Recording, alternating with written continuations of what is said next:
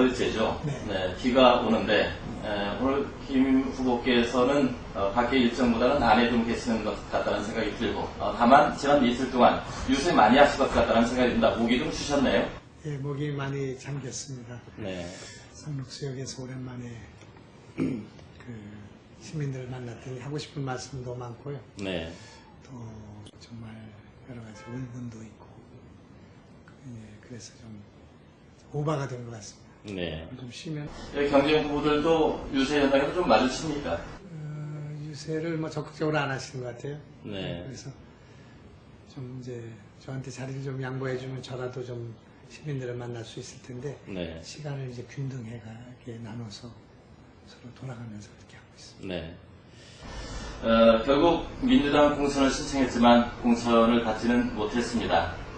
민주당 공천을 신청한 게 아니라 민주당 입당을 그렇죠. 네. 요청을 했으나 입당이 되지 않았죠. 네, 그랬죠. 입당을 하지 못했기 때문에 민주당 공천을 받지 못했고 결국은 지금 기호8번에 무소속으로 출마하시게 되는데 입당을 하지 못하고 무소속으로 출마하는 것에 대한 소외가 좀 있을 것 같습니다. 네, 그렇습니다. 지금 제가 시민들께 말씀드린 것은 지난 13년이 됐더라고요. 정치 시작한 지. 네. 미기택 민주당에 입당을 해가지고 지금 13년이 됐는데 13년 동안 9시 뉴스 시간에 침 흘리고 졸다가 사진 찍힌 거 말고는 제가 부정, 부패, 비리, 스캔들에 한 번도 연루된 적이 없었고요. 네.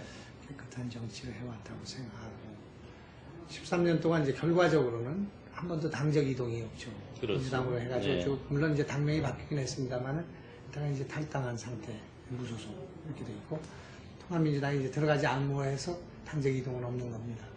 그래서 그걸 이제 말씀드리고 그런데 어떻게 4년 전에 낙선하고 지금은 이제 무소속의 시련을 겪어야 되는가 이걸 이제 시민들한테 묻습니다. 제가 판단하기로는 4년 전에 열린우리당 창당에 따라가지 않은 것 이것이 이제 모든 문제의 근원이 된 거 아닌가. 네. 근데 이제 저는 국회의원 장관한 거, 과거에 민주화운동한 거 이런 것보다 더 소중한 경력이 저는 이제 열린우리당에 가지 않고 잘못된 분당에 따라가지 않고 결국은 국정 실패에 책임이 없다는 것. 노무현 대통령과 이게 지금 1년의 그 심판 과정 아니겠습니까? 지난 선거에 대선에 패배했고 총선도 지금 어려워진 상황이 그런데 거기에 이제 어떻든 제가 동참하지 않았다는 것을 자랑스럽게 생각합니다.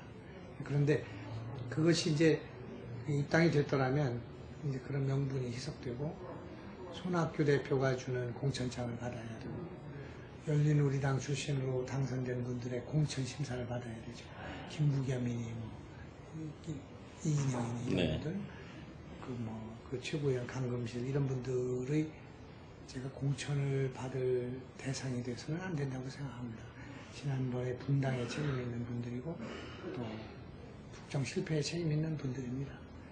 이 지역에서만 해도 이제 지난 4년 전에 천정배 의원께서 의외로 우리 민주당을 깨고 열린당을 창당하고 열린당을 먼저 탈당하시고 통합민주당 이렇게 해갖고 제일 먼저 공천되셨잖아요. 네. 이것이 도대체 어떻게 된 것인가.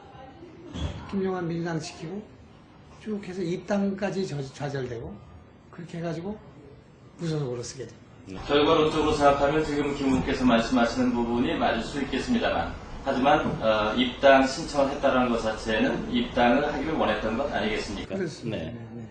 그래서 이제 제가 그게 고민이 많았던 부분인데 공천 신청 마감 하루 전에 많은 논란을 했습니다. 10시간 동안 아내와 또 주변 사람들이 토론했는데 대부분은 입당을 만료하고 일관성을 지켜서 죄송합니다. 낙선을 하더라도 무소속으로 완주하는 것이 좋겠다는 생각을 하고 그 결정을 내렸는데 여론조사를 그날 그 부동산 내각이 발표하고 났는데 여론조사를 즉각 받아보니까 제가 입당하여서 예선을 치르면 당선이고 그러지 않으면 낙선하기가 십상이고 그런 조사 결과가 있어서 그래도 명분은 없으나 현실과 타협할 수 있지 않나. 과거에 민주당이 합당했기 때문에 또 지난 대선에서 노무현 대통령이 심판받았기 때문에 그런 것을 명분으로 해서 엉금엉금 기어 들어가려고 했던 거죠.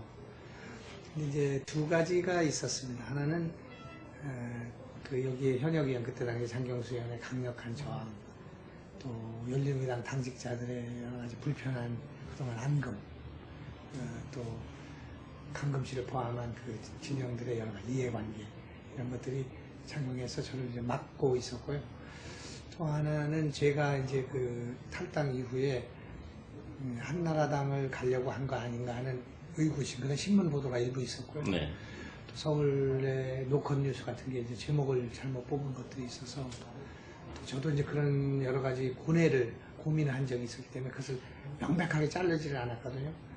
한나라당을 나는 절대 안 가겠다 이렇게 하지 않고 나는 이제 무소속으로 나왔으니까 여러 가지를 놓고 생각해 보겠다 이렇게 얘기하는 것이 이런 오해를 불러일으켰다고 생각합니다.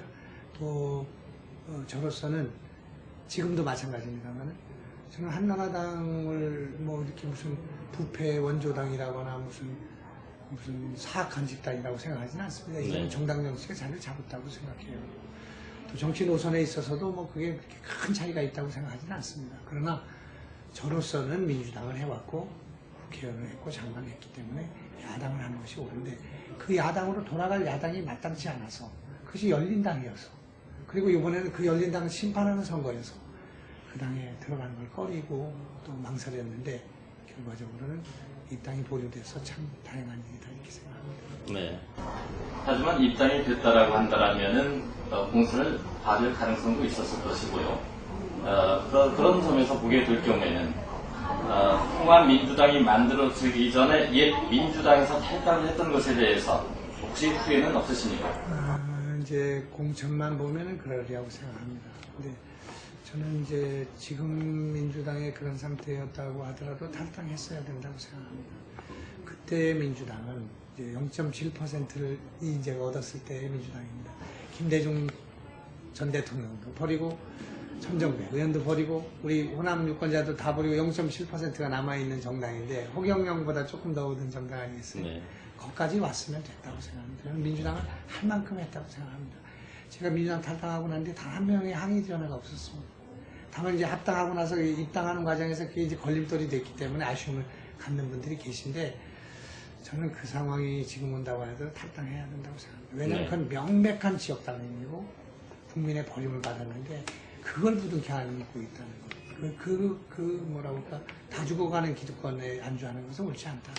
저는 그때 무소속을 하는 것이 옳다고 생각했습니다.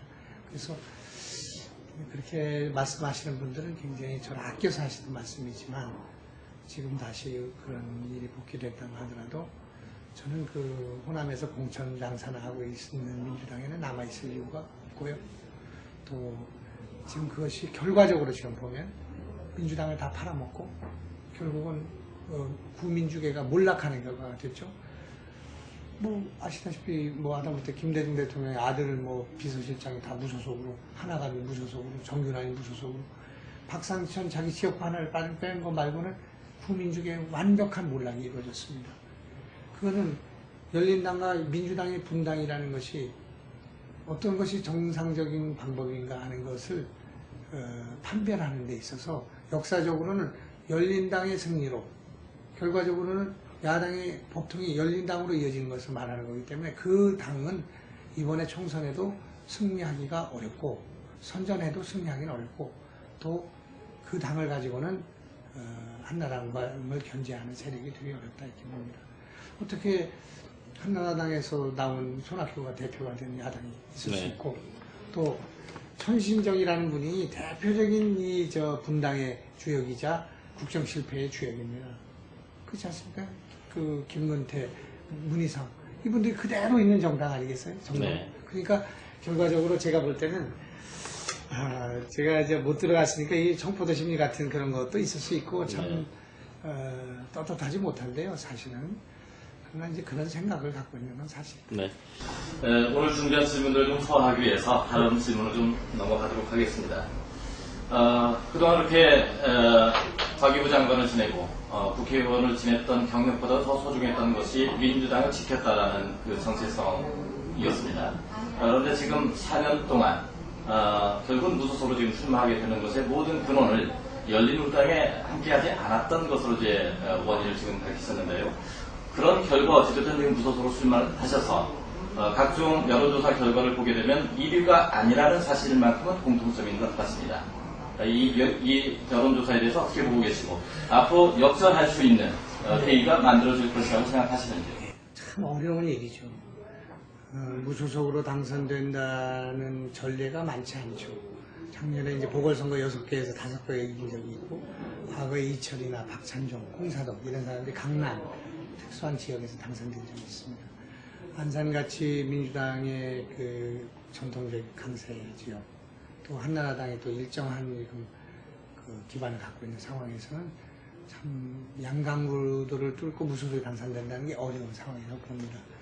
그러나 이제 지금 너무나 극명한 지금 인물론에 있어서 격차가 있고 또 두 후보가 사실 보기에 따라서 너무 결정적인 하자가 있는 후보들이기 때문에 안산 이 지역에서는 시민들이 아마 결과적으로는 무소속 김영환을 선택하는 이변을 만들어내실 것이다. 지금 무소속인 제가 20% 내외의 지지를 확보하고 있고 30% 내외를 확보하면 승리하는 선거인데 제가 볼 때는 이런 정도는 한 2, 3일 정도에도 극복이 가능한 일이다 보고 역시 최선을 다하고 제가 결과를 기다리는 그런 것이 필요하지 않나 이렇게 생각합니다. 네.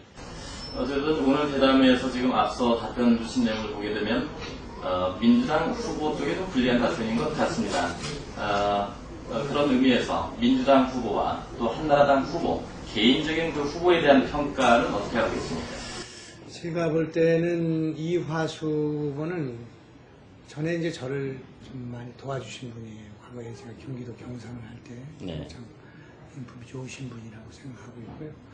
근데 이번에 그 한나라당 공천은 너무 무리한 공천이었다고 생각합니다. 두 가지 점이 그런데 하나는 우선 여기 평택 시민을 평택에 사시고 평생을 사셨고 또 평택의 근거를 가지고 계신 분을 상록갑에다 공천할 이유가 어디에 있었는지를 아무리 생각을 해도 이해가 되질 않고요. 네. 평택으로 가시지 않았을까 하는 생각이 하나 있고요. 네. 두 번째는 노동운동 지도자를 상록갑에다 배치하는 것이 갖는 엇박자. 네. 그걸 아마 한나라당 지지자들도 납득하기 어려울리라고 생각합니다. 공단 지역으로 가시든지 아니면 뭐 다른 지역으로 가셨어요. 여기는 좀 뭐 서울 출퇴근 인구가 70%는 네. 그런 주거 지역인데 네.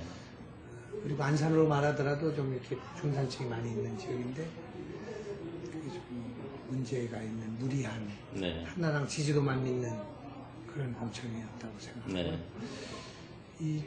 우리 전해철 후보는 참 만나보니까 사람이 아주 겸손하고 좋은 분 같아요. 그러나 이번에 노무현 대통령의 386 비서 이거를 가지고 이번 선거에 이기기는 좀 어려운 거 아닌가. 민주당이라는 지지층을 결집할 수는 있을지 몰라도 네. 일반 시민들이 볼 때 지금 이번 선거까지는 노무현 대통령과 열린우리당에 대한 심판이라고 하는 성격을 갖고 있기 때문에 이번 선거에서 바로 내려오셔서 지금 한두 달 사이에 그냥 시민들에게 본인의 능력과 인물론만 가지고는 어렵고 그렇다고 민주당 지지층만 가지고도 이길 수 있는 선거가 아니기 때문에 저는 만약 제가 없었다고 하더라도 전해철 후보가 이화수를 넘기가 한나라당 지지를 넘기가 어려운 거 아닌가. 제가 나옴으로 해서 상당히 혼선이 네. 제 지지의 상당 부분이 지금 한나라당 지지에서 오고 있고 민주당 지지층은 일부 남아있고 이런 것들이 엉켜 있어서 네. 혼전이 되니까 거기서 어떻게 뭐 승리 가능성이 있지만 둘이 싸우게 되면 50% 얻어야 되잖아요. 근데 한나라당 지지율가 40% 넘는 상황에서 민주당 지지율 25%를 가지고는 50% 넘기 어렵죠. 네. 더군다나 노무현 대통령 사람이잖아요. 386 비서관들 아닙니까? 네. 그것이 나는 시민들한테 그렇게 확산성을 갖고 어렵지 않나. 네. 그 정부도 좀 길게 정치를 보고 노력하셔야 되지 않나. 네.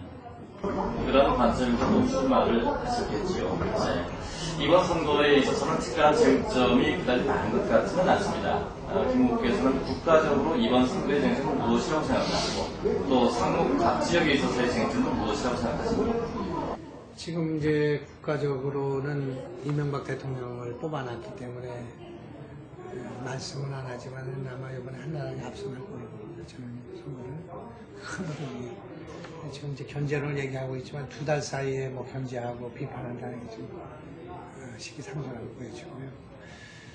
그리고 이제 안산으로 보면은 역시 안산의 경제, 안산을 살릴 수 있는 방안에 대해서 제가 제시하고 있는 안산의 대표 기업을 육성해야 된다는, 유치해야 된다는 이제 공약이 안산 시민들한테 잔잔한 하나 충격을 주려고 생각합니다. 어떻게 해야 하면 안산 경제, 안산 반공단, 또 안산의 세수의 좀 부족, 또 안산 그 신도시의 공동화, 또 상가의 장사가 안 되는 문제, 뭐 이런 문제들을 해결하기 위해서는 그렇지, 안산에 대표 기업이 있어야지. 안산하면 떠오르는 기업이 있어야 해. 그 김영환 의원 저 말이 맞아. 또 3조 이상 되는 기업을 유치하고 그 기업에 그 영향을 받는 기업들이 적어도 1000개 정도가 주렁주렁 매달릴 수 있는, 그래서 시와 마을공단이 상당히 활성화될 수 있는, 세수가 지금 2배쯤 늘어나고 이 안산시의 국민 1인당 소득이 10,000불에서 20,000불로 정상화되는 그런 그 큰 계획이 없이 뭐 또 수인선을 지점으로 박느냐 마느냐, 뭐 무슨 여기다 무슨 미술관을 짓느냐, 뭐 아니면 뭐 무슨 체육관을 짓느냐 하는 것은 지역 말단적이라고 생각합니다.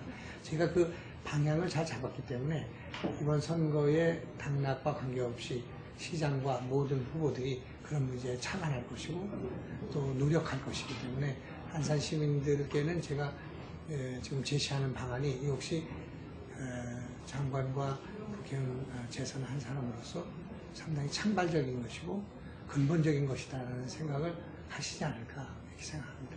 참 제가 그 안타까운 것은 삼성 반도체 제2공장을 안산을 가지고 사는 추진을 제가 삼성전자 사장들한테 한 적이 있었는데 이 시와호의 연분 때문에 어렵지 않겠냐 이런 얘기는 있었습니다만 충분히 여기를 가져올 수 있는 거였는데 천안으로 갔고 기아자동차 광명 소화리 공장이 제2공장을 화성에다 줬거든요. 안산으로 이걸 유치했으면 얼마나 좋았을까요. 거리도 근접하고. 그러면 자동차 하청된다가 1000개는 아마 여기 좋기. 반월공단은 아마 자동차 부품 공장으로 채워졌을 거라고 생각합니다. 네. 제가 다음 질문이 그 대표 공약 질의를 좀 드리려고 했는데요. 지금 선거 쟁점에서 오늘 말씀을 해주셨기 때문에 한 가지 그 선거 쟁점을 하시는 부분에 대해서 좀 질의를 드리겠습니다. 선거가 시작되면서 개성공단으로부터 또 북한의 미사일 발사 소식이 들려오고 있습니다. 이 상황이 어느 당이 유리할 것이냐, 분석, 촉각을 곤두세울 수밖에 없는데요. 하나의 선거 쟁점이 되고 있는 것 같습니다. 이 변수가 김 후보께서는 어느 쪽에 유리하게 흐를 것이라고 생각하십니까? 제가 볼 때는 뭐 당연히 한나라당이 유리하죠. 네. 보수도 결집시키고요. 북한의 저는 목리인데요. 결국은 다 정상으로 돌아올 거라고 생각합니다. 경제 교류는 이제 누구도 막을 수 없는 일이고 북한을 위해서 필요한 일이기 때문에 저는 북한을 여러 번 방문한 적이 있고 북한 수뇌부들과 대화를 했지만 우리가 몸이 달아서 그게 무슨 개성공단이 있는 것이 아니라 자기들의 그 경제 개혁과 이런 것에서 필요한 일이기 때문에 저는 정상화되리라고 생각합니다. 제가 이제 아까 공약 말씀을 하셨지만 저는 그 개성공단과 시와발월공단을 연결하는 서해안 중소기업 벨트를 만들어야 된다. 17대 선거 때 제시했었죠. 네. 그것을 지금 일관에 유지하고 있습니다. 그 개성공단에서 부품을 생산해가지고 시와발월공단에서 조립해가지고 뭐 평택항에서 수출하고 이런 그 1시간 거리밖에 되지 않기 때문에 이것을 유기적으로 결합할 필요가 있다 이렇게 생각합니다.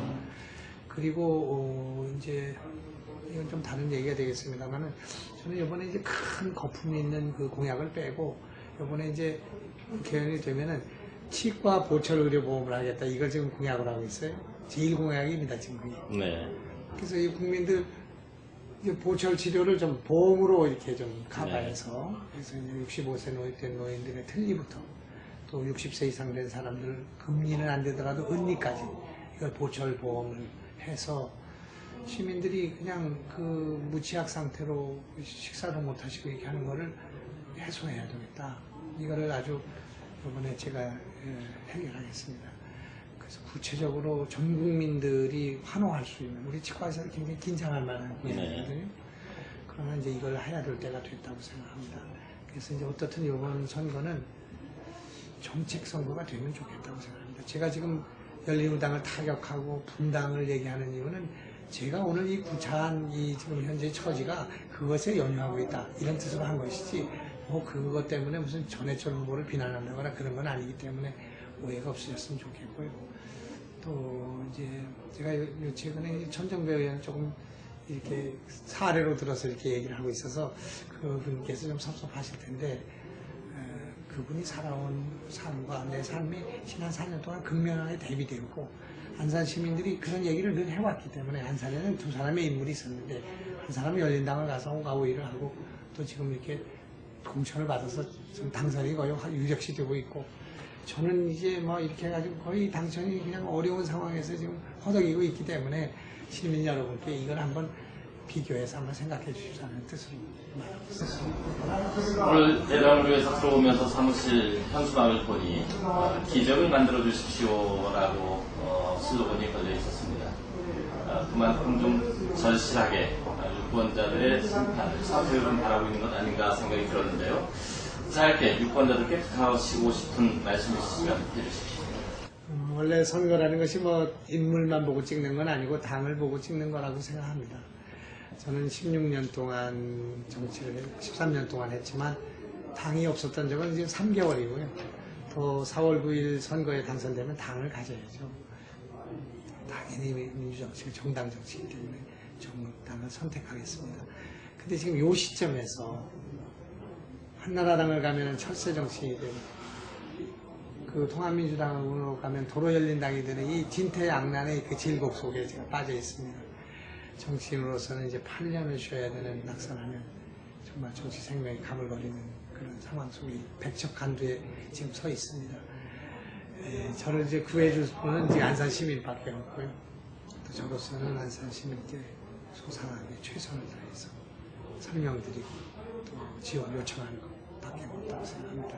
시민 여러분께서 이번에는 잠깐 정당 정치의 그 공천과 이 잘못된 정당의 그 구조, 동당적 구조를 좀 잊으시고 우선 안산에 그동안 잘 키워놓아서 일할 만한 물이 오른 정치인 하나를 지금 선택해 주시고 그래서 선택하고 난 뒤에 시민과 같이 상의해서 제가 정치적 진로를 결정할 수 있도록 그렇게 했으면 좋겠다고 생각합니다. 네, 오늘 바쁜 시간 인터뷰에 응해주셔서 고맙습니다. 감사합니다. 고맙습니다.